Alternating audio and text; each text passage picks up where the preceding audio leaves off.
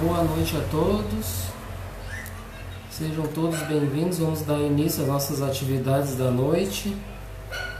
Vamos então de praxe fazer uma leitura para nos harmonizarmos. De Carlos Torres Pastorinho, Minutos de Sabedoria. Quando você encontrar trevas diante de si, não esbraveje contra elas. Ao contrário, procure acender uma luz. Quando alguém errar, não o condene, nem ataque. Acenda uma pequenina luz diante dele, com seu exemplo.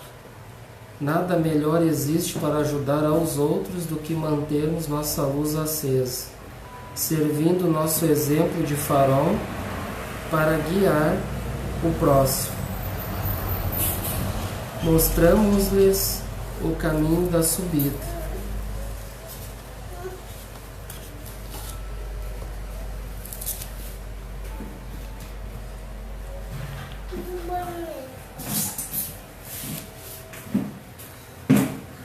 Então, com essa mensagem, fala com a tua mãe aí, tá? Com essa mensagem, vamos então fazer a nossa prece.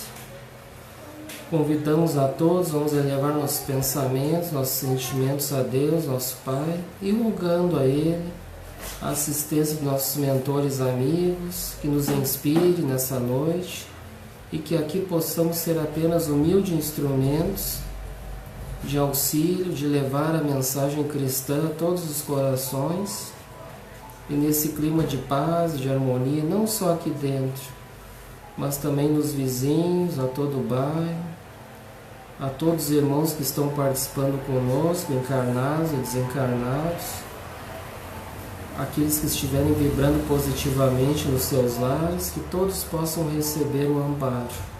E assim, Senhor, damos início com as nossas atividades da noite de hoje, que assim seja. Então, o estudo da noite, nós vamos começar o assunto, a gente terminou o assunto, a desencarnação em nossas vidas.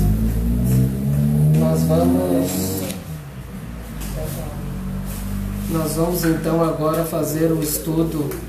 Então, a gente estudou nós encarnando, né? A reencarnação é uma necessidade para todos nós. E agora nós vamos então estudar a desencarnação. Então, a gente encarna, né? Reencarna e desencarnamos, né? Faz parte da lei natural da vida. Então, vamos estudar, vamos refletir sobre o significado da desencarnação em nossas vidas. Vamos então agora de praxe, vamos no início dos estudos, dos assuntos, vamos então meditar sobre o processo da desencarnação. Vamos fechar os olhos e entre em contato com você mesmo em essência, buscando sentir-se profundamente.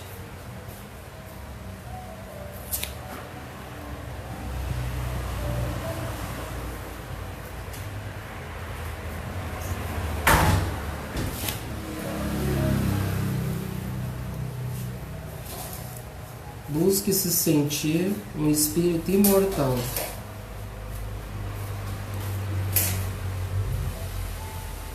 Qual a sua visão acerca da morte? Você compreende a diferença entre morrer e desencarnar?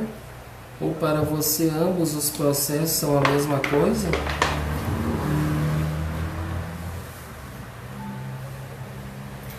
Você se sente preparado ou preparada para a sua morte?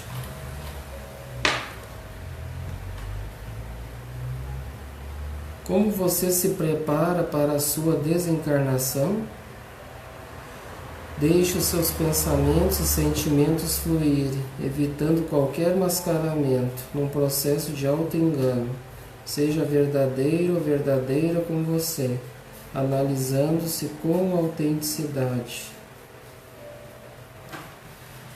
Então, devagar, vamos abrindo os olhos para o estado de vigília. Vamos então para as nossas questões doutrinárias, as reflexões da noite. Tem duas perguntas que nós vamos abordar ao longo do estudo da noite.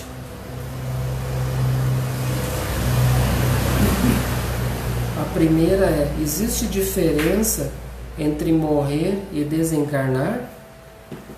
E aí nós vamos estudar isso durante a noite, né? Existe essa diferença entre morrer e desencarnar? Que muitos acham que morreu, desencarnou, né? Mas será? De que forma podemos nos preparar para uma desencarnação feliz? As leis divinas estão envolvidas nesse processo? Então são questões que nós vamos abordar ao longo deste encontro. Nós vamos estudar, não, acho que provavelmente a gente não termina hoje, então vamos ter que fazer em mais partes, né? O importante é que a gente reflita e entenda bem, né? Então vamos lá. Dentre os fenômenos naturais que envolvem a criatura humana, a morte é, sem dúvida, o fato mais perturbador para o espírito, que ainda não compreende no âmbito do sentimento a imortalidade. Entender que a morte faz parte do processo evolutivo do ser imortal e que não há perda do ponto de vista espiritual é fundamental para aceitar essa ocorrência e não temê-la. Antes se preparar, dia após dia, para o instante derradeiro da existência física. Importa mencionar, contudo, que morte é o evento biológico, resultado do esgotamento dos órgãos vitais, enquanto que a desencarnação é processo espiritual, que ocorre em decorrência da espiritualização do espírito. Assim podemos dizer que o ser humano, a depender de seu materialismo, pode morrer, mas não desencarnar, permanecendo ligado às questões transitórias da matéria por anos a fio. Então aqui, né, essa obra, o estudo Introdução ao Estudo Reflexivo da Doutrina, lá da FEENTE, eles colocam aqui, né, então refletindo sobre o assunto, realmente que muitos acham que, muitos de nós, até espíritas mesmo, a gente acha que quando morre o corpo físico, né, que a gente sabe que morre o corpo e o espírito é imortal, continua a vida, o espírito nunca vai morrer, mas então achando que morreu o corpo que desencarnou. Mas não é bem assim que nós vamos estudar aqui, vamos refletir, nós vamos ver que não necessariamente morrer o corpo vai desencarnar automaticamente, né? Então tudo depende, é um processo que cada um, e não tem como determinar uma receita de bolo para cada espírito, né? Para cada pessoa. Alguns vão desencarnar mais rápido, outros vão demorar mais. Então, ou seja, o desencarnar é o desenlace do espírito, né, que está ligado ao corpo material, ao corpo físico. Então ele pode levar, né, dias, pode levar meses, ou como diz aqui, pode levar até anos, né, para totalmente desencarnar do corpo físico. Então agora nós vamos analisar a lição de Manuel Filomeno de Miranda, o Espírito, anotada pelo Divaldo Pereira Franco, sua psicografia, no livro Temas da Vida e da Morte. E o título, então, Morte e Desencarnação. Vamos ver. Etimologicamente, morte significa cessação completa da vida do homem, do animal, do vegetal. Então, aquilo que a gente tinha comentado antes, a morte, realmente a morte significa a morte das coisas, né, materiais, né, a cessação dos órgãos, né, da vida biológica. Genericamente, porém, morte é transformação. Morrer do ponto de vista espiritual nem sempre é desencarnar, isto é, libertar-se da matéria e das suas implicações. A desencarnação é o fenômeno de libertação do corpo somático por parte do espírito.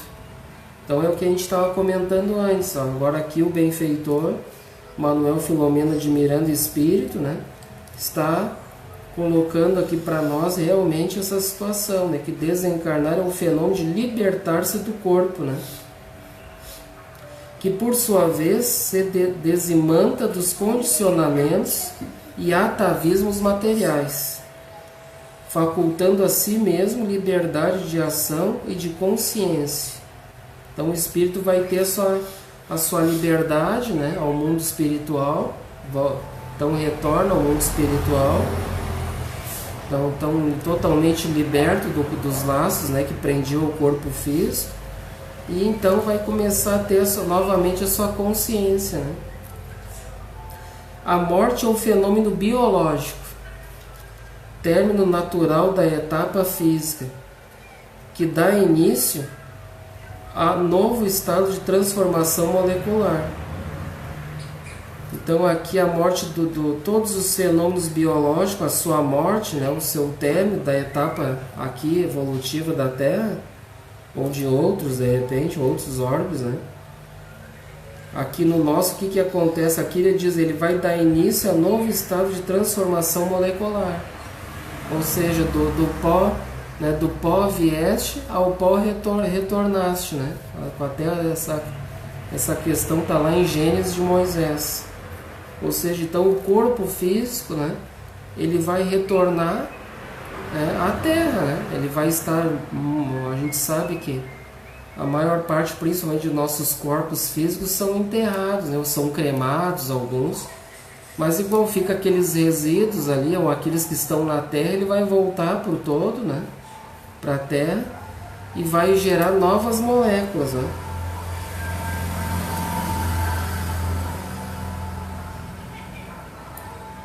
A desencarnação real ocorre depois do processo da morte orgânica, diferindo em tempo e circunstância, de indivíduo para indivíduo.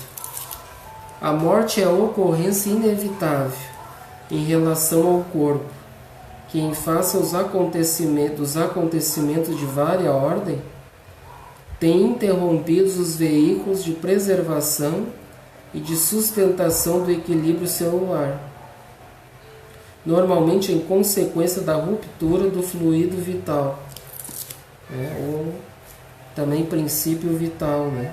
A maioria fala fluido vital, mas na verdade seria um princípio vital que se organiza no ser espiritual, anterior, portanto, à forma física. Então toda aquela estruturação, quando vem ao mundo físico, a gente estudou na encarnação, né? Na reencarnação, então tudo isso ele vai voltar, né? Ele vai retornar ao todo e vai gerar novas formas, né? Novas formas físicas. A desencarnação pode ser rápida, logo após a morte, ou se alonga em estado de perturbação, conforme as disposições psíquicas e emocionais do ser espiritual. Então, como a gente disse, não tem uma receita de bolo, né? Muita gente se questiona, tá, mas eu vou morrer, o que vai acontecer comigo? Muita gente se questiona, tem uma dúvida, se perguntam, né? Até dentro do movimento espírita, alguns perguntam, porque não refletiram bem, não estudaram ainda, né? Acho que já logo desencarnam, muitos já vão lá para o nosso lar, né? Ou outras colônias. Mas, na verdade, não tem uma receita, tudo depende de cada espírito, né? Como diz aqui, a condição psíquica e emocional de cada espírito. Se, por exemplo, ele era um espírito muito apegado, muito ligado às coisas materiais, ele pode ficar ali conectado ainda no seu corpo, ainda por muito tempo, como se diz, ou pode ficar preso também dentro dos lares ainda, né? Então tem diversas situações que pode ocorrer com cada indivíduo. Aqueles que são mais evoluídos, né, moralmente, que construíram a sua paz de consciência, eles vão ter um processo mais rápido, né? Vão ser resgatados mais rápido também pelos benfeitores espirituais. Consoante a lei da entropia, que estabelece a necessidade da energia para a manutenção da vida, a morte é o efeito imediato da carência desse agente. Então aqui uma palavra interessante, ó, lei da entropia, que vai estabelecer a necessidade de energia para a manutenção da vida de cada indivíduo. Ó. Então acabando, né, cessando essa energia, então vai acontecer a morte, né? Vai estabelecer a morte do corpo.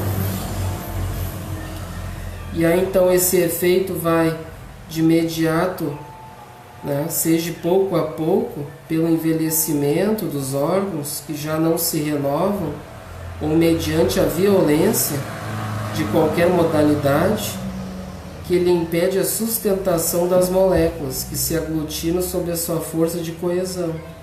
Então tudo depende da situação de cada um, né? O tipo de morte que vai acontecer com o corpo físico, né? Falecimento dos órgãos, pelo tempo de vida, já que já está se esgotando, já o seu tempo de vida útil, né?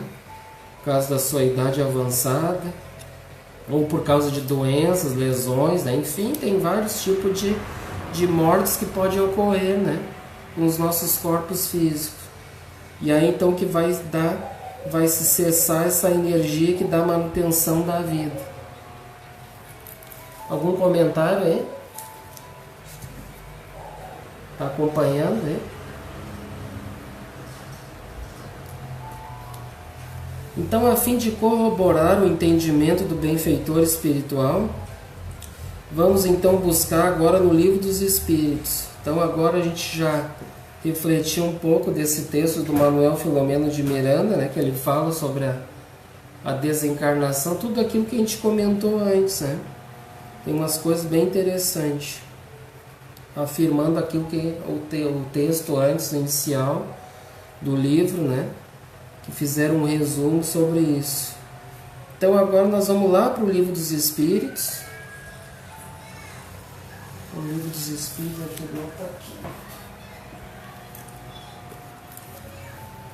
Vamos então refletir sobre algumas questões relativas ao assunto da desencarnação. Então vamos para a questão 68.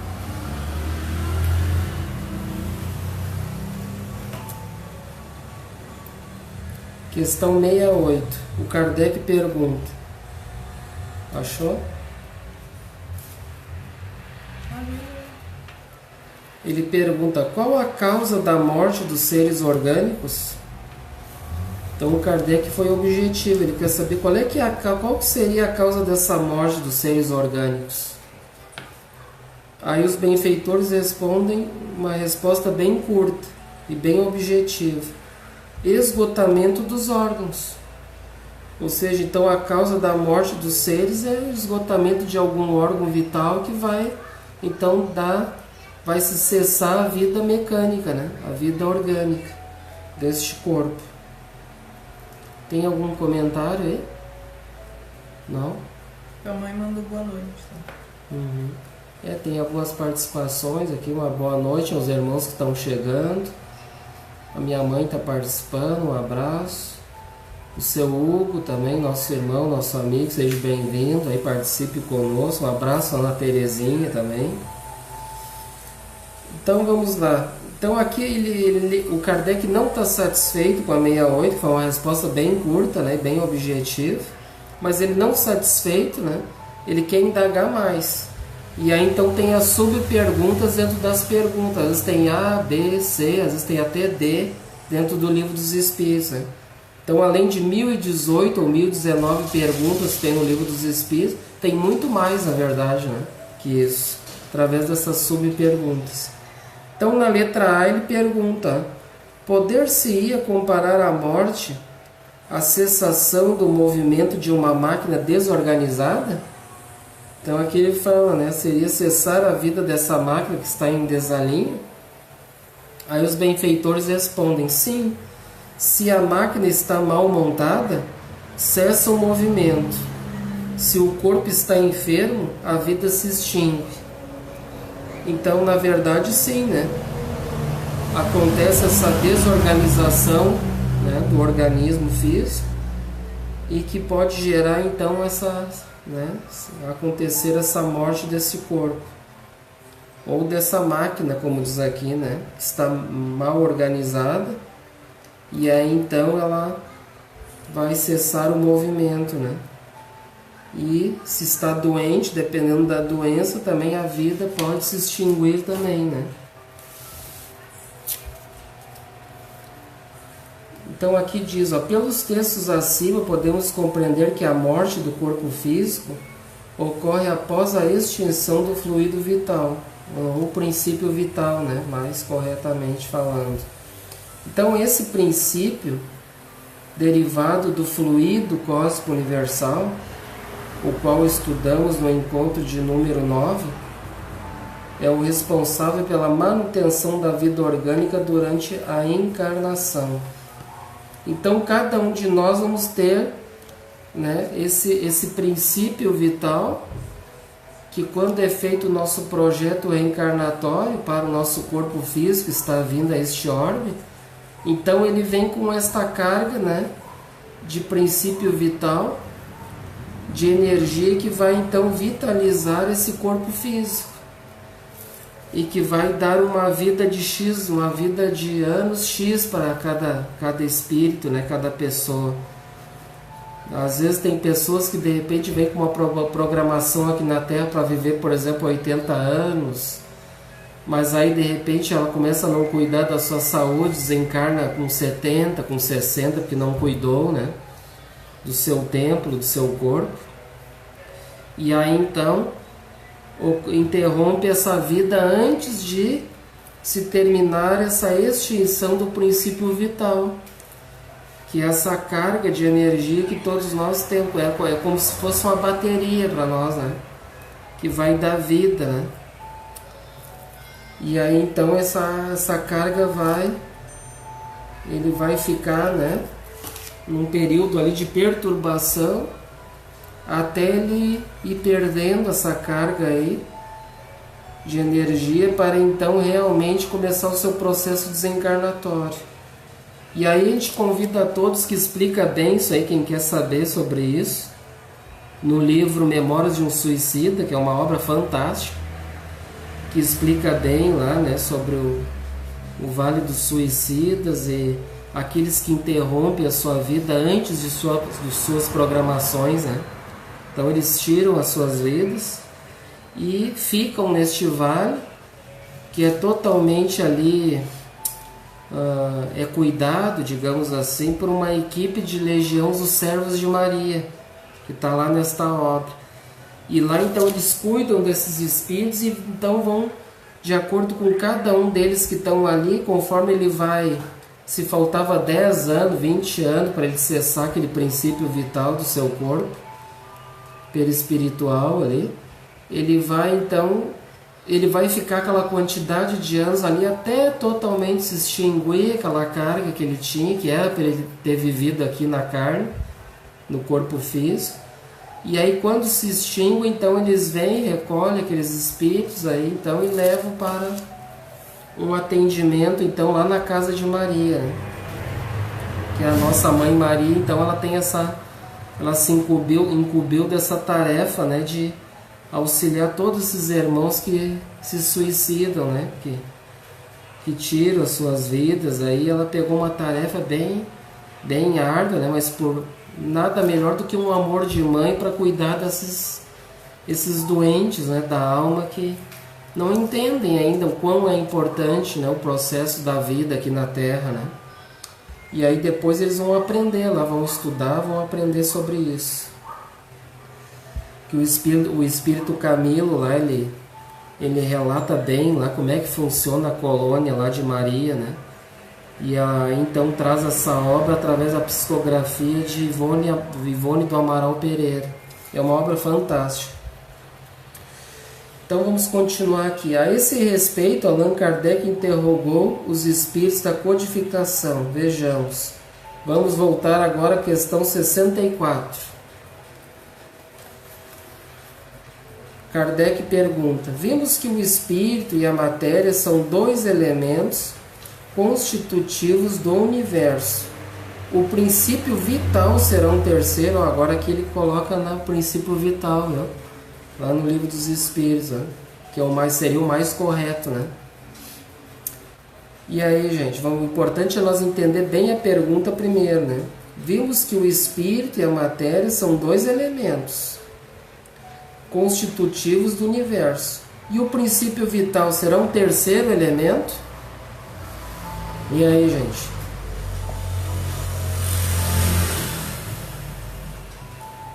E aí? É sem dúvida um dos elementos necessários à constituição do universo, mas que também tem sua origem na matéria universal modificada. É para vós um elemento como o oxigênio e o hidrogênio, que entretanto não são elementos primitivos, pois que tudo isso deriva de um só princípio. Interessante ter um comentário, né? Tudo parte do fluido universal, que é a origem de toda a matéria que conhecemos e da que não conhecemos. No fundo, é a matéria enriquecendo a própria matéria, sob a diretriz de um princípio espiritual, que é o espírito imortal, esse andarilho do infinito. Então tudo sempre vai partir, como a gente já estudou, do fluido cósmico universal, né? Então que ele é transformado, né, modificado para conforme o tipo de evolução de cada espírito, né? De cada orbe vai ter um tipo de fluido, né, de princípio para aquele orbe. E aí tem uma letra A, que novamente ele faz uma outra pergunta. 64A. Kardec pergunta: parece resultar daí que a vitalidade não tem seu princípio num agente primitivo, distinto, e sim uma propriedade especial da matéria universal, devida a certas modificações? Olha só, parece resultar daí que a vitalidade não tem seu princípio num agente primitivo, distinto, e sim uma propriedade especial da matéria universal, devido a certas modificações. Então ele está dizendo, seria um princípio, um agente distinto, ou seria uma propriedade especial, né, dessa matéria universal? É isso que ele quer saber. Aí então eles respondem: isto é consequência do que dissemos, consequência do que foi dito antes, ou seja, então tudo vai partir do que? Do fluido cósmico, que vai ser transformado para aquele tipo de espírito, né? Então não vem de algum lugar especial, tudo parte do cosmos, né? Do fluido cósmico universal. Vai querer ler aí? Não tem. Não tem? Ah, tá, da letra A, não. Então vamos para a questão 65. Kardec pergunta: o princípio vital reside em algum dos corpos que conhecemos? E aí ele quer saber mais sobre esse princípio vital. Ele reside em algum dos corpos que conhecemos? Ele tem por fonte o fluido universal. É o que chamais fluido magnético ou fluido eletroanimalizado. É o intermediário e ela existente entre o espírito e a matéria. Ou seria também aquele que a gente estava vendo, né, estudando, que é o magnetismo animal, né? Eu acho que eles querem dizer o fluido magnético. É o fluido magnético, tá? Que ele quer saber o que é o princípio vital, né? Então é aquela carga né, fluídica, animalizada, elétrico, né, o fluido elétrico animalizado, que então vai ser o intermediário, ou seja, ele vai ficar no meio entre o espírito e o nosso corpo físico, né? E aí então o perispírito ele vai agir no corpo físico e vai dar vida, vai vitalizar através desse princípio vital, né? É um comentário. O fluido vital é uma espécie de motor que impulsiona o perispírito, a fim de que ele possa modelar e organizar biologicamente os seres orgânicos e suas diversas apresentações no campo da carne. A extinção desse fluido nos seres orgânicos provoca a morte dos seres. Ele sai da natureza para animar os seres e volta à natureza quando ocorre a extinção dos seres. Então vamos lá para 67, vamos pular vamos para 67. Kardec pergunta: a vitalidade é atributo permanente do agente vital? Ou se desenvolve tão só pelo funcionamento dos órgãos? Então essa vitalidade, né, que nós temos, então vai ser atributo desse princípio vital? Ou ele vai se desenvolver através do funcionamento dos órgãos? Então, já estudando antes, a gente já sabe que, né, já sabe a resposta, né? Ela não se desenvolve senão com o corpo. Não dissemos que esse agente, sem a matéria, não é a vida? A união dos dois é necessária para conduzir a vida. Para produzir a vida. Né? Então, novamente, ali eles são, né? Eles enfatizam ali e dizem, né, que não se desenvolve esse princípio vital do corpo físico, né? É como a gente viu antes, um terceiro elemento que é o intermediário, que fica no meio, né? Isso, né, mostrando de uma forma, né, para a gente entender melhor, né? Mas o processo é tudo junto ali, tudo conectado, né? E então esse princípio vital, que ele que vai dar vida ao corpo físico, né? E não o corpo, como disse, né? Aí tem uma letra A, 67A. Poder-se-á dizer que a vitalidade se acha em estado latente quando o agente vital não está unido ao corpo? E aí? Então, aí o Kardec, né, quer saber mais, né? Então, quando ele diz assim, então quer dizer que quando a vitalidade se acha em estado, né, embrionário, ali latente, ou seja, quando esse princípio vital não está unido ao corpo, né, então o que acontece? Né? Então, quando nós não temos essa vitalidade do corpo, esse princípio vital então não está unido ao corpo, é isso que ele quer saber, né? E aí eles respondem, sim, é isso. Ou seja, então eles, né, realmente eles afirmam aqui que realmente não tem vida se não tem esse princípio vital, né? Esse agente que dá vida ao corpo mecânico. O conjunto dos órgãos constitui uma espécie de mecanismo que recebe impulsão da atividade íntima, ou princípio vital, que entre eles existe.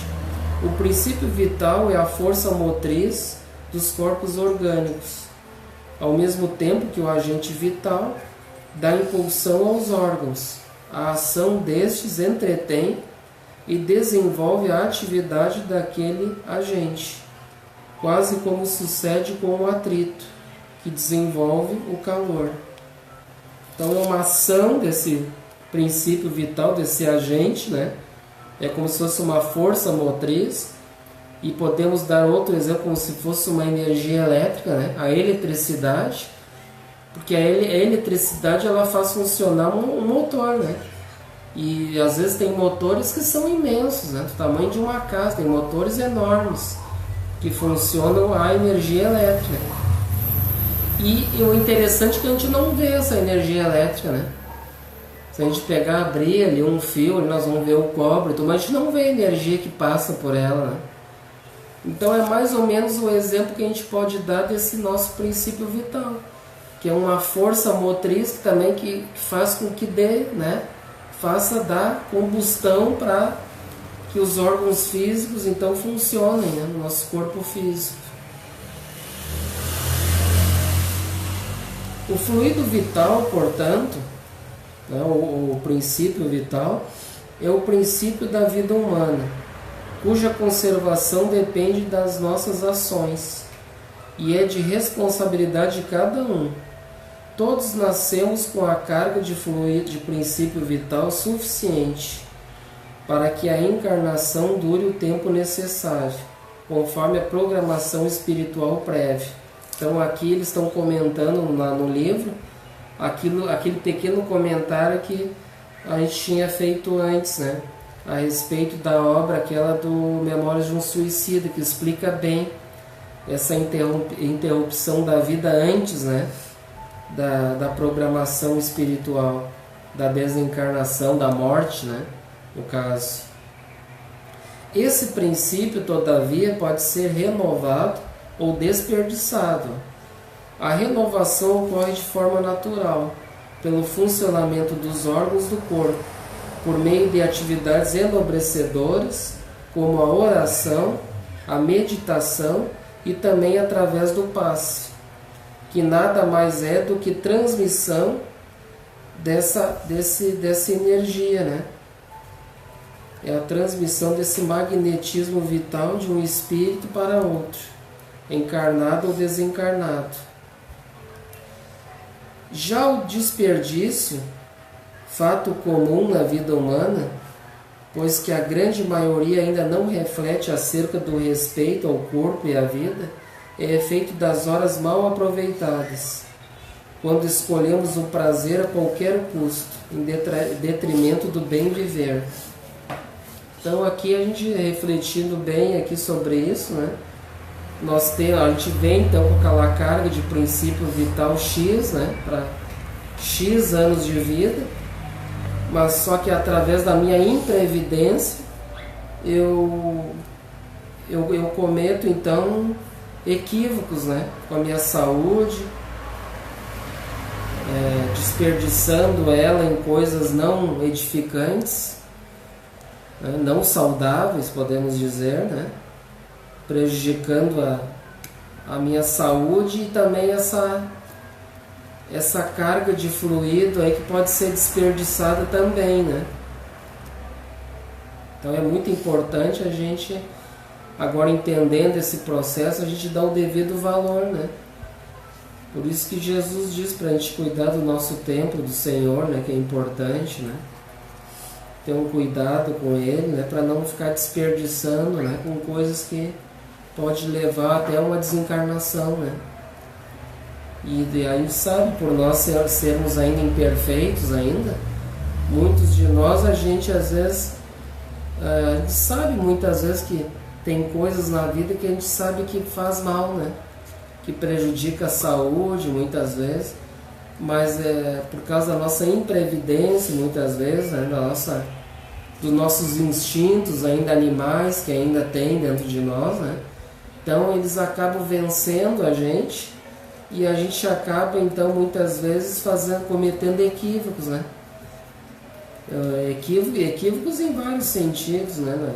Por exemplo, na alimentação, né? Desregrada, o sexo desregrado, né? Drogas, né?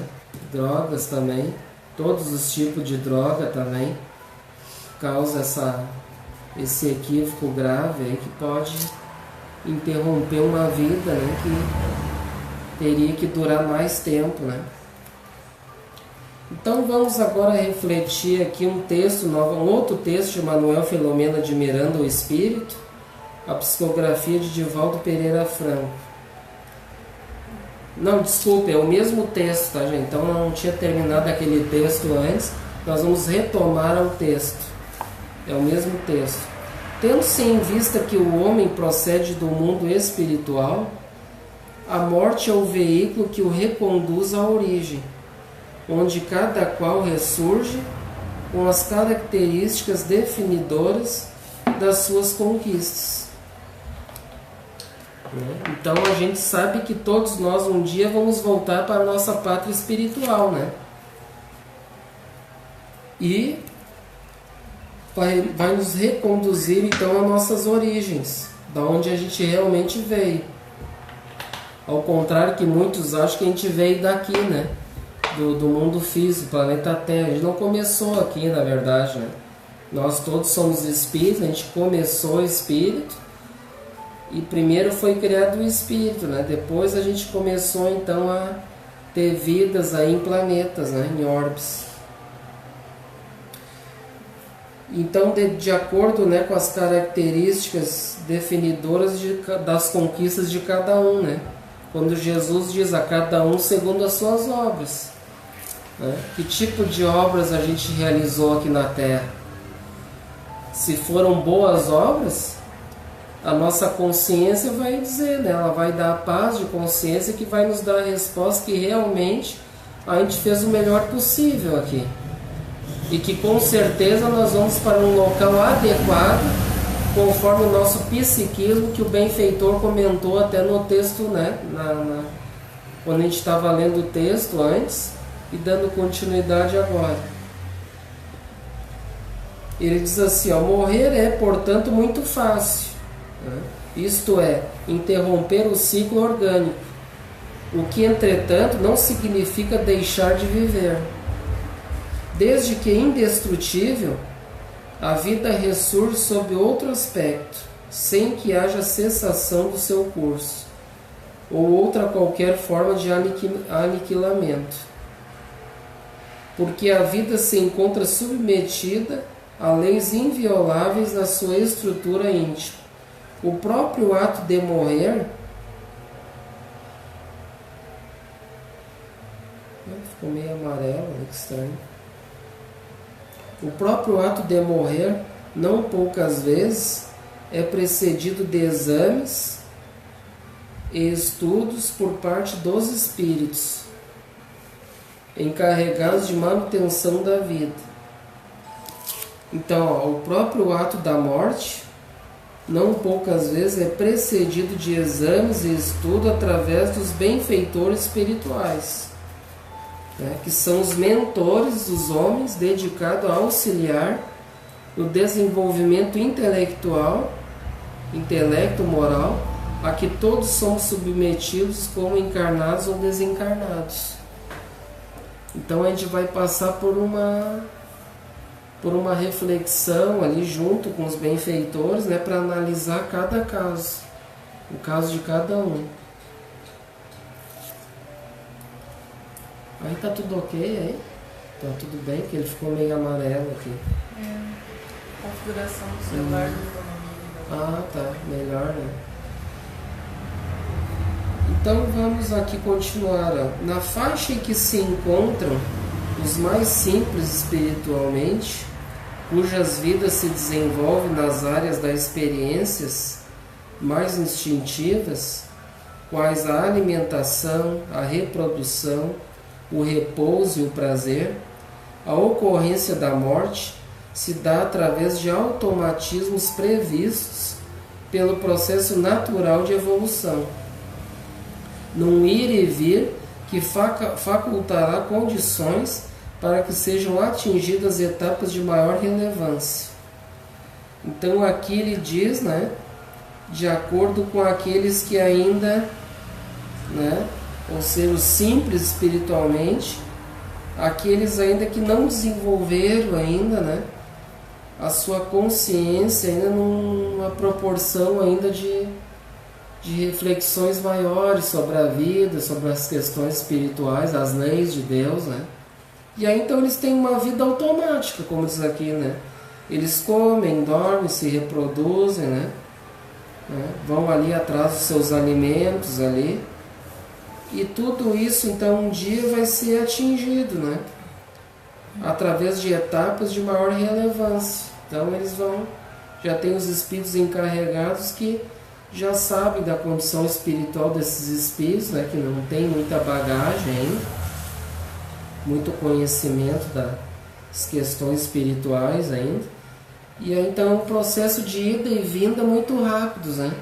É um processo bem rápido e que muitas vezes, por eles não terem ainda uma certa consciência de fazer as suas próprias escolhas encarnatórias, então às vezes acontecem processos automáticos, né? Bem rápido, assim. Eles morrem, eles já fazem o processo da desligação do corpo físico e já voltam novamente para um novo corpo, para mais uma etapa evolutiva aqui na Terra ou em outro planeta, né? Tranquilo aí? Vou comentar.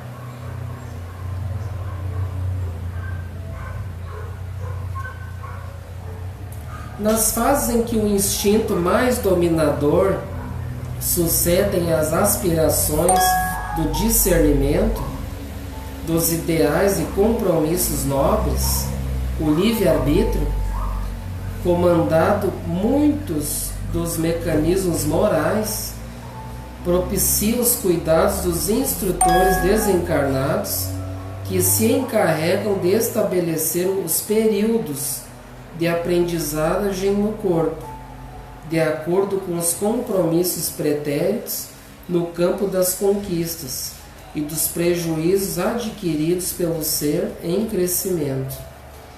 Então aqui, né, aqui o espírito ele já domina já mais os seus instintos, né? Aqui diz aqui nas fases em que o instinto mais dominador, né, ainda ou seja, na verdade os instintos ainda dominam as aspirações de discernir, né, entre o certo e do errado, entre o bem e o mal, e dos ideais de compromissos nobres, né, ou seja, fazer um cumprimento dessa lei do livre-arbítrio, da liberdade, mas com responsabilidades e deveres. Aí então ele diz, de acordo com os compromissos pretéritos no campo das conquistas e dos prejuízos adquiridos pelo ser em crescimento, nas expressões mais relevantes da responsabilidade moral e espiritual dos indivíduos vinculados a tarefas deveras significativas. Da mesma forma que a reencarnação exige cuidados e planejamentos especiais, a morte e a liberação imediata são conduzidas através de programas mais bem estudados. Então aqui nesses casos, né, na fase de instintos dominadores ainda, mas que ele já tem uma condição de entender, né, o livre-arbítrio, e nas expressões mais relevantes de responsabilidades morais, que o espírito já tem uma bagagem de entendimento para isso. Então ele vai exigir cuidados e planejamentos especiais a esses espíritos. E a morte e a liberação imediata são conduzidas através de programas mais bem estudados. Então tudo depende, né? Se o espírito veio aqui com uma programação já bem programada, né, com os seus valores, com as suas expressões mais relevantes de responsabilidades morais aqui na Terra, e ele cumprir com isso, né, com o que veio aqui para fazer. Até eu sempre comento na obra O Nosso Lar do Espírito André Luiz, que eles comentam lá sobre os espíritos completistas, que os benfeitores dizem que muitos poucos são daqueles que completam, né, as suas tarefas, suas missões aqui ao qual vieram. Infelizmente, muito poucos ainda. Aqueles que cumprem, como diz aqui, eles vão ter um desencarne, né, mais um processo mais rápido, né? E sempre com o auxílio dos benfeitores. Agora, num caso em que ele ainda deixa os seus, conhece, né, tem um conhecimento da moral, mas deixa os seus instintos ainda o dominarem, ou seja, as paixões, as questões materiais ainda, né, muito apego ainda às coisas físicas, e desprezando, né, deixando de lado as questões espirituais, que são as mais importantes. Ele não cumprindo com a sua meta, ele vai também, né, os benfeitores sempre vão estar junto com a gente.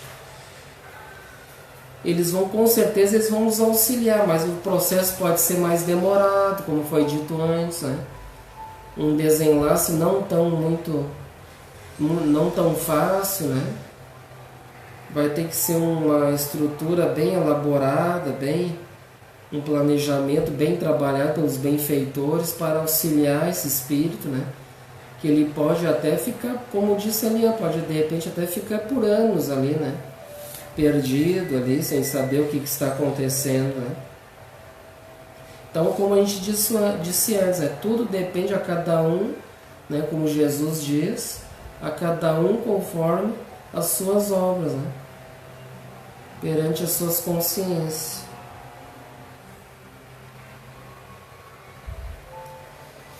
Então, de acordo com os valores individuais e o efeito que causam suas vidas em outras vidas, a morte pode ser antecipada ou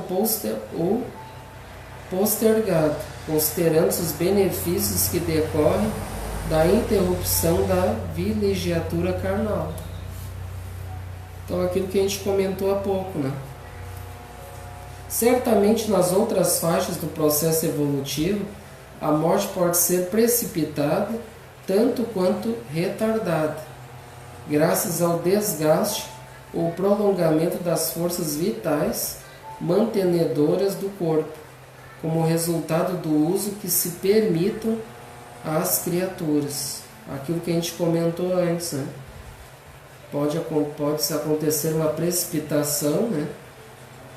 Uma morte abrupta,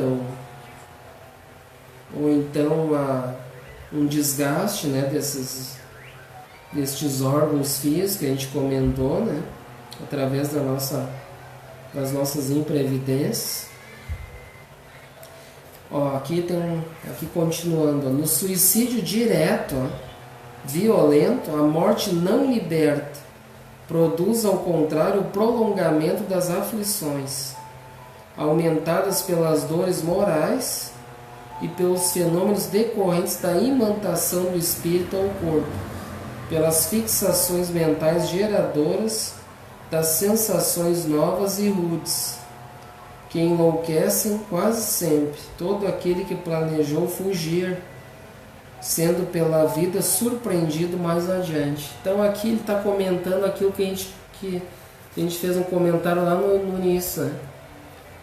Aqueles que tiram a sua vida, né? Conscientes, e achando que vai tirar a vida do corpo e que vai se extinguir, vai exterminar a sua existência. Na verdade é um auto-engano, né? Que ele vai continuar. E novamente, então, a gente dá referência ao livro Memórias de um Suicida. Quem quiser se aprofundar mais, saber, né, o que acontece, lá detalha bem. Em proporções menores, não porém menos dolorosas, dá-se a mesma agonia nos suicídios indiretos, no desgaste exagerado que decorre do abuso das funções do corpo, cuja finalidade específica é a de ensejar o progresso do espírito, que se deve aprimorar, qual o aluno aplicado no educandário que frequenta. Então a gente sabe que existe aqueles suicídios diretos, como comentou aqui, né, o benfeitor Manuel Filomeno de Miranda, e na obra Memórias de Suicida também vai falar bem. Aqueles que realmente são conscientes e que querem exterminar, né, extinguir as suas vidas, né, e que é um auto-engano, e que vão sofrer, como diz ali, as consequências, né, vão ser muito dolorosas. E lá no livro Memórias de um Suicida dá os relatos, né, bem o que acontece com esses espíritos. E tem suicídios em proporções menores, suicídios indiretos. Então, o que seria esses suicídios indiretos? Então, seria aqueles que a gente vai, digamos assim, matando, né, o nosso corpo aos poucos, né? Na verdade, aos poucos. Muitas vezes sabendo que, por exemplo, drogas, né? Vamos dar um exemplo, drogas, ela vai acabando com a nossa saúde, com nossos órgãos, né? Então, e muitas vezes ele não quer saber, ele sabe que aquilo faz mal, mas ele continua com aquilo e causando então um suicídio indireto à sua vida. Então é uma morte lenta, vai matando aos poucos, né? E ele não consegue se libertar. E com certeza, às vezes, muitos deles sabem que isso está matando, que está fazendo mal a ele, mas é um vício, aquele ele continua com aquilo, não consegue se libertar e vai então cessando a sua vida física, né, aos poucos, né? Aquele princípio vital vai se extinguindo, né, vai se acabando. Drogas, açúcar, sal, gordura.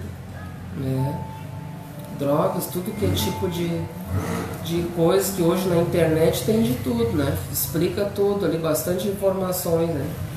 Tipos de alimento que a gente deve trocar, substituir, né? Qual é o tipo de sal que é melhor, o açúcar menos mal, ou então se puder evitar, melhor ainda, né? O tipo de azeites ali também que faz mal, né? Gorduras, etc. Tudo isso, tudo que a gente puder evitar, que a gente sabe que faz mal, mas que muita gente não dá ouvidos, né? E que muitas vezes continua, mas eu gosto de gordura, eu gosto de carne bem gorda, eu gosto de coisa salgada, eu gosto de bastante doce, né? Não dá ouvido, tá curtindo a vida adoidada ali com aquilo tudo, mas só que vai sofrer as consequências, né? Dessas ações aí imprevidentes. Claro que muitos não têm a noção que a gente tem, né? Esse estudo espírita, que a gente tem esse conhecimento, pouco que a gente tem, né?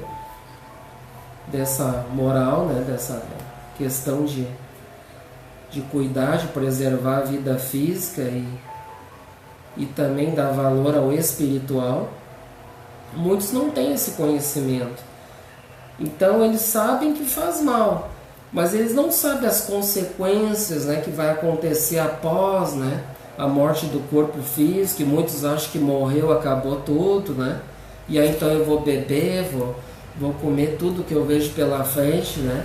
Porque não vai dar nada, né? Aquela coisa toda que todo mundo vai morrer. Muitas pessoas comentam sobre isso.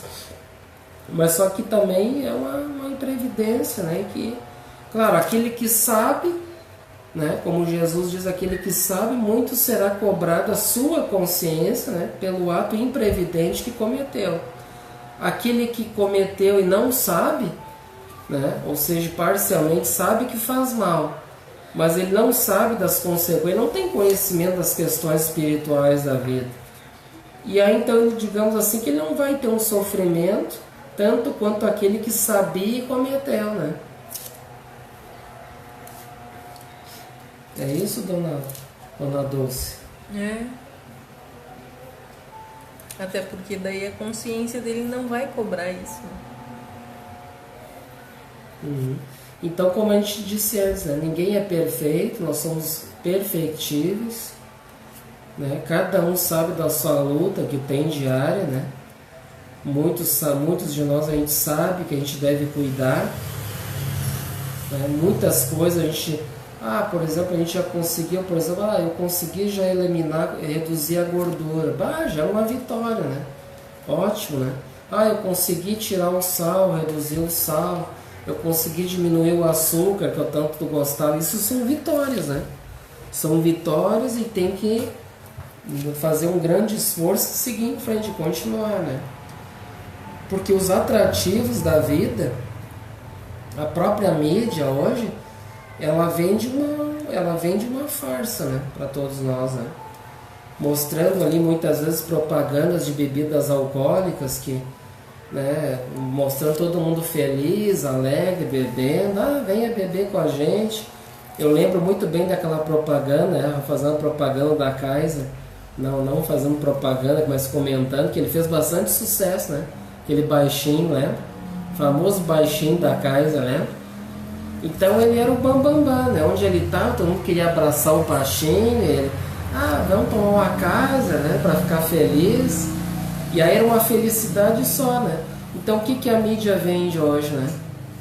Infelizmente ela vende isso para as pessoas, para ser feliz, né? Entre aspas, para eu ter, digamos assim, ser reconhecido pela sociedade, eu devo, né, aceitar, né, ser aprovado socialmente fazendo o que a maioria faz, né? né? Fazendo o que a maioria faz.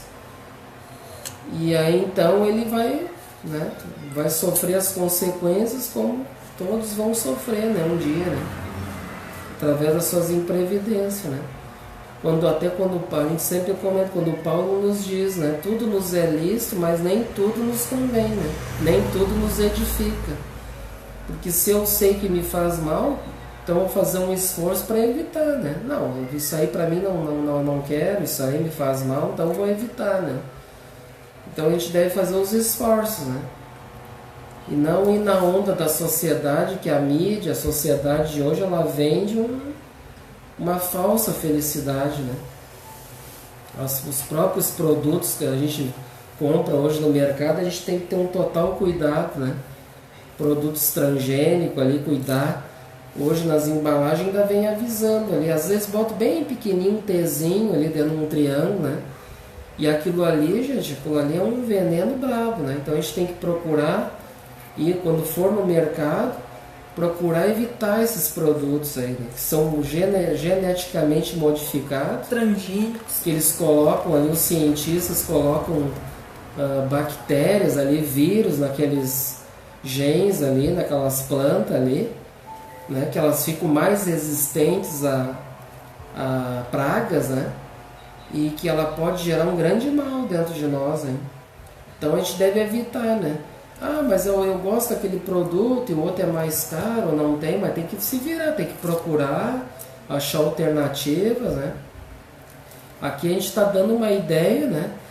De como a gente deve, no caso, procurar ter uma vida mais saudável, né? Aqui ninguém está dizendo, não, a gente tem que viver dessa forma, né?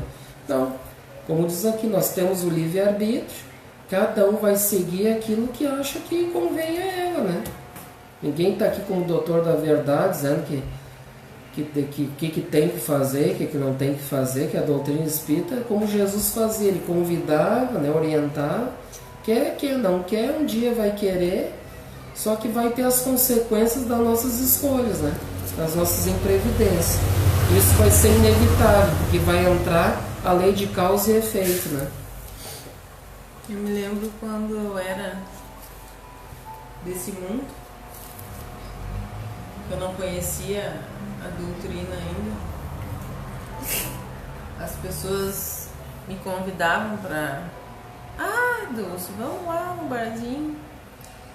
Vamos lá. Eu disse, mas eu não bebo. Ah, mas tu fica lá. Então, minha mãe nunca me disse, mas eu nunca fui todo mundo. Né? Eu sempre fui no meio das pessoas meio ET, porque eu não me adequava aos padrões delas. É bem isso. É, porque é mais ou menos por aí, né? Porque quando tu tá numa sociedade que, né, que te impõe um modo de vida conforme a maioria vive, não, tu tem que beber, porque nós todos estamos bebendo e é bom, né? Um exemplo. E aí se tu não bebe, como ela diz, tu pode ser até comparado como se fosse um ET. Mas essa pessoa não é daqui, tá fora da casinha. Ora, com esse calorão não vai tomar uma gelada, não vai fazer uma festa aí na rua, tá louco, né? Não é assim que a maioria procede. Então esse que é o verdadeiro esforço que o cristão deve fazer, né? Esses são um deles. Né? Quando o Kardec nos diz, né, reconhece o verdadeiro espírita, o verdadeiro cristão pelos seus esforços que faz para combater essas más inclinações, né? E que todos nós vamos ter as nossas inclinações, né? Não necessariamente para a bebida, ou pode ser para outro tipo de droga, ou que gosta de gordura, ou que gosta de sal, que, né? Enfim, tem tanta, cada um vai ter as suas taras por aí, né, que tem que combater, né, tem que evitar.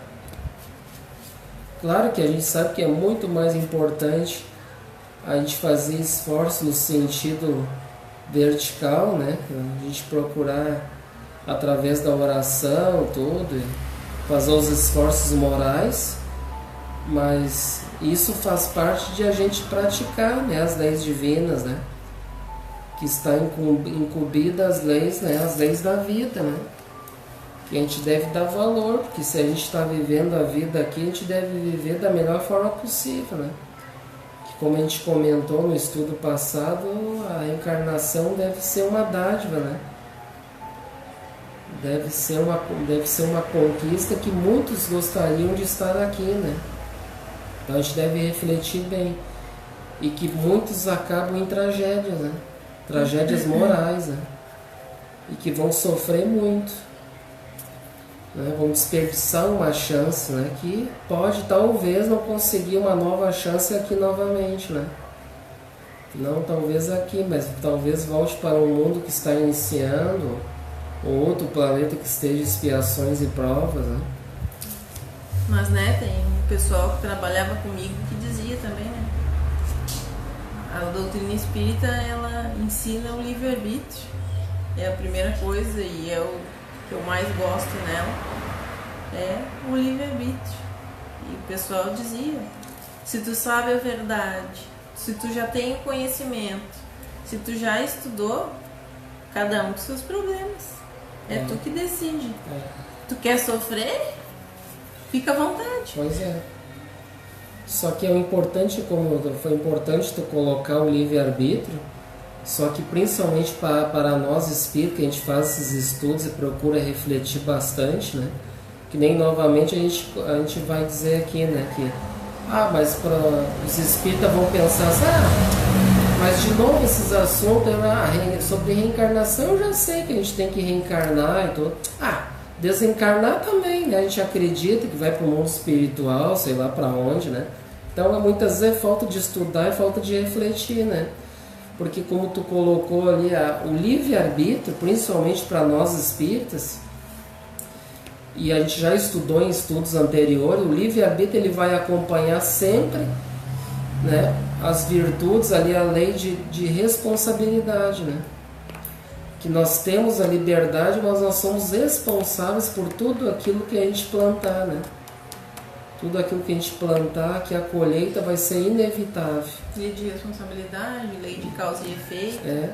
A responsabilidade, ou seja, vai ter o livre-arbítrio, né? Temos os deveres a cumprir, e que a gente sabe que muito poucos vêm aqui e cumprem os deveres, né, que vieram para cumprir, e acabam prematuramente tirando as suas vidas, né, por imprevidência. E existe essa responsabilidade perante esses deveres, que se eu não cumprir com os deveres, a lei de responsabilidade vai cobrar minha consciência, e que inevitavelmente vai entrar em ação a lei de causa e efeito, né?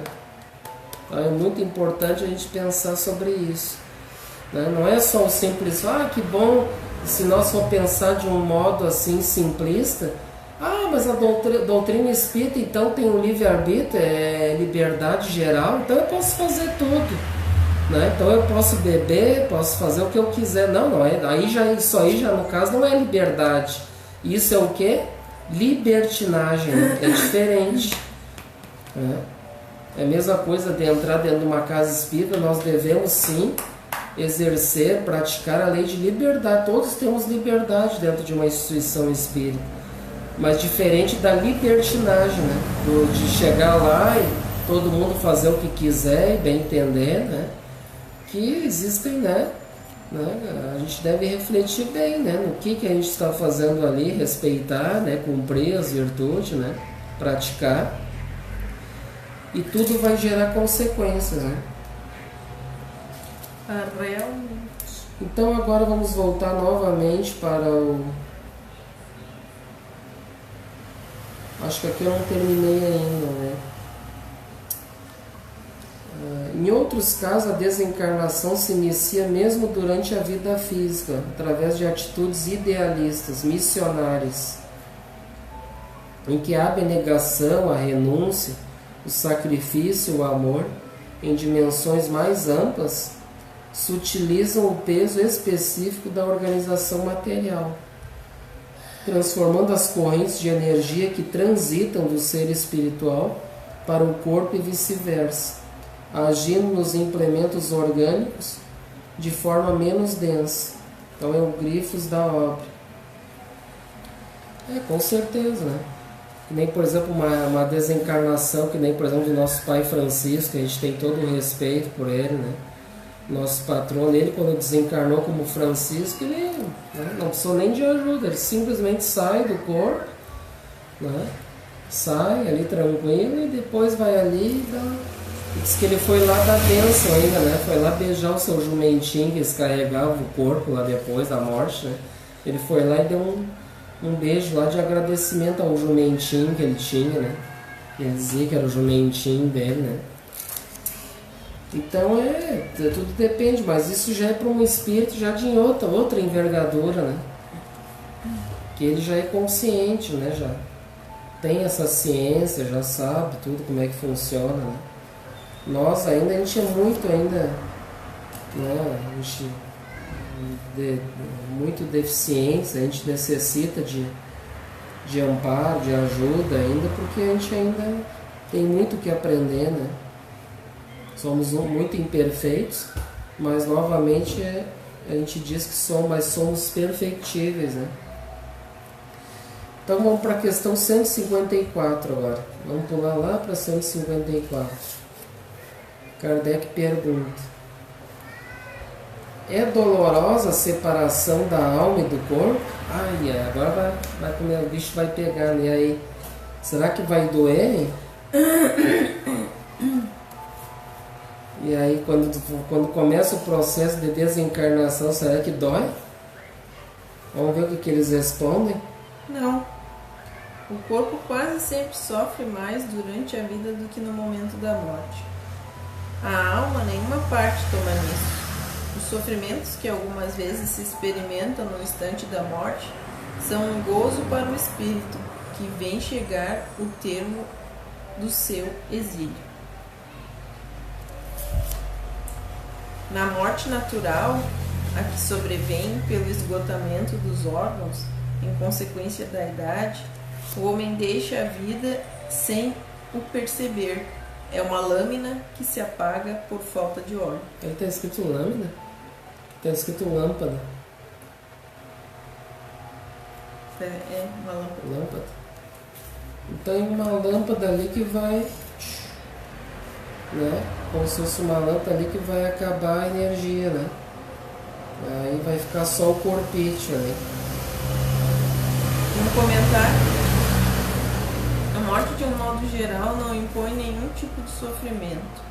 A pessoa que morre, a não ser em pessoas com comprometimentos sérios no campo da vida, que a se aproximar a hora fatal se desesperam por ter de enfrentar o desconhecido, surgindo então o arrependimento tardio, que com certeza causa dor e sofrimento.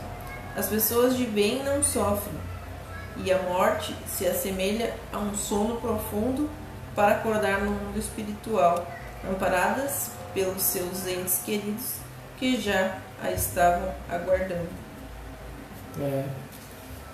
Na verdade é isso aí mesmo, né? Na verdade não é dor física, né? E sim a dor moral, né? Que o espírito sente, né? Daquilo que deixou de fazer muitas vezes.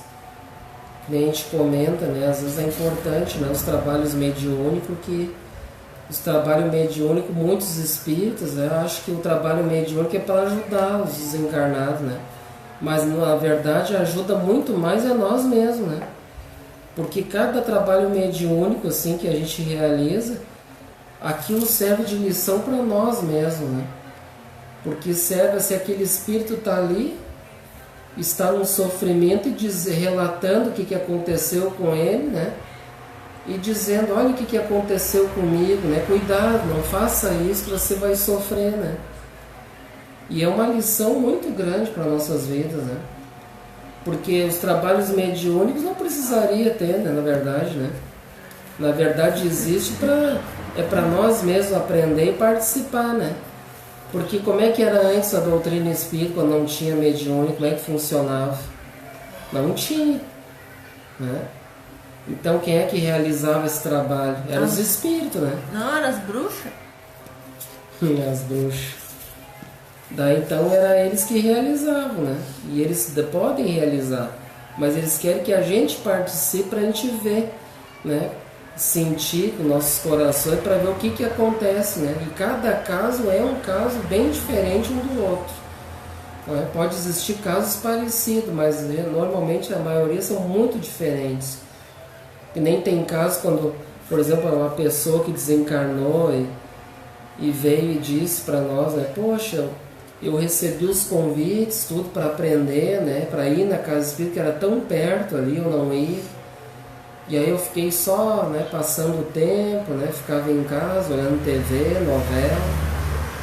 E aí quando chegou o dia da morte, ainda graças a Deus trouxeram para a casa espírita depois, né, da morte do corpo.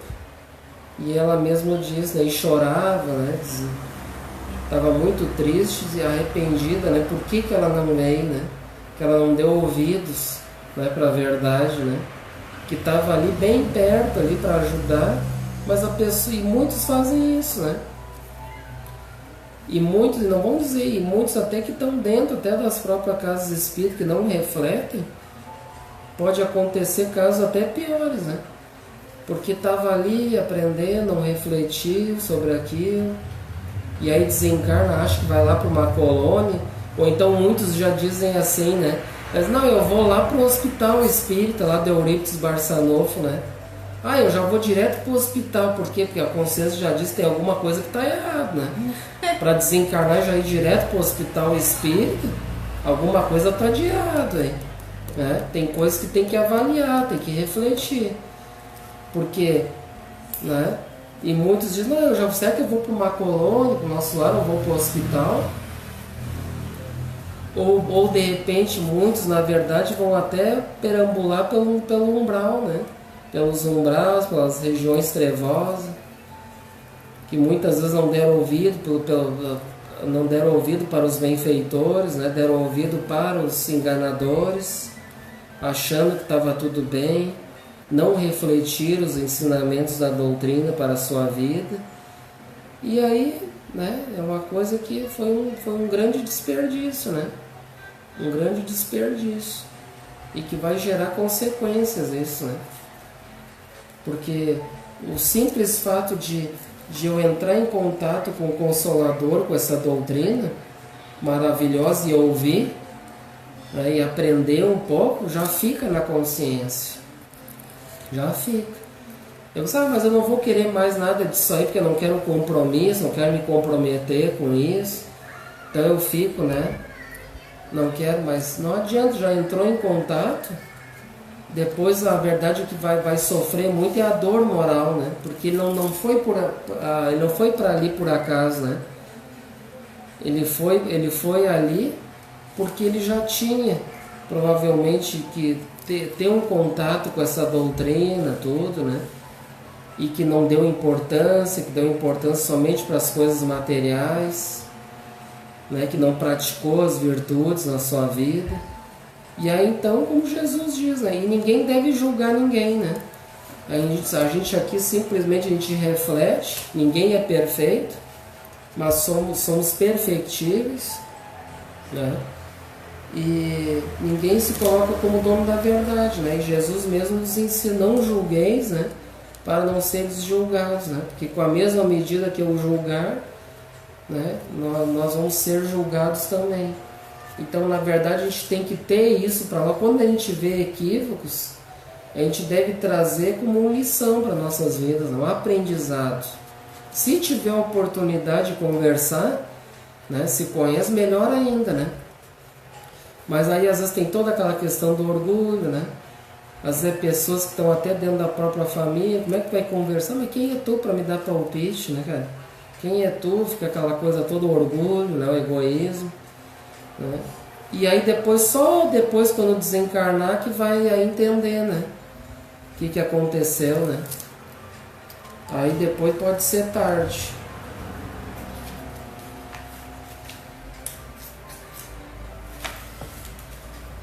Vamos para a questão 155. O Kardec pergunta, como se opera a separação da alma e do corpo? Como é que se separa? Kardec quer saber, né? Como é que se separa essa alma do corpo? Rotos os laços que a retinham, ela se desprende. Comentário. Extinto o princípio vital que animava o corpo físico, o corpo retira gradativamente o seu perispírito, que fazia a intermediação com o corpo, rompendo assim os laços que faziam a união entre o espírito e o perispírito e o corpo físico. A separação sempre é mais demorada e dolorosa nos seguintes casos: suicidas, sensuais, avarentos, criminosos de toda espécie, egoístas e orgulhosos, maledicentes, traidores e também todos aqueles que se apegam demasiadamente aos bens terrenos. Daí vai dificultoso, né? Na verdade, por que se torna mais dificultoso? Porque eles mesmos estão mais presos às coisas materiais, né? Então, estando mais presos às coisas deste mundo, então é difícil de se desenlaçar daqui, né? Ficar preso aqui, né? Aquele que já busca mais as questões espirituais, a moral da vida, para ele já não vai ser tão dificultoso, porque para ele, né? Ele sabe, né? Que ele vai dar um voo, vai se libertar daqui, né? Aí tem uma letra A que ele faz uma pergunta. A separação se dá instantaneamente por brusca transição? Haverá alguma linha de demarcação nitidamente traçada entre a vida e a morte? Então ele quer ser mais preciso, né? Com as respostas. A separação, então, né, desse corpo, do espírito do corpo, se dá instantâneo, por brusca transição, ou seja, quando é uma morte brusca, né, uma separação brusca, então a transição é rápida. É isso que ele quer saber, né? Haverá alguma linha de demarcação nítida traçada entre a vida e a morte? Aí eles respondem: não. A alma se desprende gradualmente, não se escapa como um pássaro cativo, a que se restitua subitamente a liberdade. Aqueles dois estados se tocam e confundem, de sorte que o espírito se solta pouco a pouco dos laços que o prendiam. Estes laços se desatam, não se quebram. Viu? Então aqui eles vão se desenlaçando aos poucos, né? Não existe uma coisa abrupta, né? Como diz ali, né? Uma coisa rápida, né? Como se fosse quebrar o laço, né? Por isso que tem gente que eles pensam que morreu e daqui a pouco acorda. Que pode muito bem sofrer um acidente ali, ele tá ali, né? Tá ali desmaiado ali, mas ele pode voltar, né? Quantos casos tem, né? Nem aquele filme que a gente viu lá do... Como é que era o nome? Aquele filme lá do pastor que ele desencarna, não era para desencarnar, mas ficou um tempão, né, no hospital, né? Entre a vida e a morte. Não, ele ficou um tempão dentro do carro. Dentro do carro. Como morto, né? Até vinha o pessoal da perícia lá para vir. E eles deram ele como morto, né? Deram ele como morto. Aí depois um outro pastor falou: não, mas deixa eu lá fazer uma oração, pegou na mão dele lá. E aí começou a cantar uma música, e quando eu vi ele começou a cantar junto, ele tá vivo, ele tá aí, vieram ligeiro, né? Não, mas não pode, a gente já checou 3 vezes, já que é o procedimento. Não, mas ele tá, daí foram lá, tava vivo ainda, né? Que passou um caminhão por si, não me lembro o nome do filme agora. Mas é um filme bem interessante, né? Bem interessante. Daí então diz, né? Diz que então não existe uma coisa abrupta, né? Aí depois tem um comentário do livro ali. Então o horário já está nos convidando. Nós vamos deixar as próximas reflexões então para quinta-feira que vem. Se tiver alguma pergunta, algum questionamento, podem mandar para nós aí. Uma pergunta que a gente promete, da melhor forma possível, respondê-las, né? Então é isso, gente, amigo. Acho que já deu para entender bastante aqui nessa primeira parte, né? Nós vamos ter mais um estudo. Acredito que mais a quinta-feira que vem a gente dá por concluído esse tema da desencarnação. Mas já deu para nós ter uma noção muito boa, né? de que principalmente não quer dizer que morreu vai desencarnar, porque muitos já dizem, até espírita, né? Ah, o fulano desencarnou, mas ele recém morreu o corpo, será que já desencarnou? Então a gente já viu que não, né? Tudo depende da pessoa, ninguém sabe se desencarnou ainda ou não, né? Então tudo depende. Então tá, gente, muito obrigado, tá? Pela participação de todos. Aí quem chegou por último, procuram, se puderem, assistem do início, aí que tem reflexões bem importantes aí para todos, sobre a desencarnação, a reencarnação a gente fez na aula passada, eu acho que foi 3 encontros que a gente levou. São temas muito importantes de realmente refletir, porque às vezes a gente acha, porque às vezes é espírita, acha que já sabe, mas né, não, às vezes não refletiu, não é assim, né? Então a gente tem que refletir bastante junto, né? Por isso a importância de um estudo reflexivo e trazer para nossas vidas, né? Então muito obrigado a todos aí pela participação. Vamos convidar todos então, para fazer um encerramento com a nossa prece. Então vamos elevar nossos pensamentos, nossos sentimentos ao Pai Criador e agradecendo a Ele por essa dádiva, essa oportunidade aqui nesta noite de hoje, sendo apenas um humilde instrumento para divulgar a doutrina espírita, o Consolador prometido pelo Cristo, que a gente possa ter um bom entendimento para nossas vidas, refletir sobre esses temas. Que Deus abençoe e ilumine a todos que estão nos seus lares, que estão positivamente participando, vibrando, que possam receber este amparo, que orem junto para receber o amparo. Agradecemos aos nossos mentores, ao nosso Pai Francisco, que está sempre nos assistindo, nos orientando através dos nossos mentores, e essa família tão grande que nos orienta. Agradecemos por tudo e a todos e damos então por encerrado as nossas atividades da noite de hoje. Que assim seja. Tenham todos então uma boa noite e até os próximos encontros.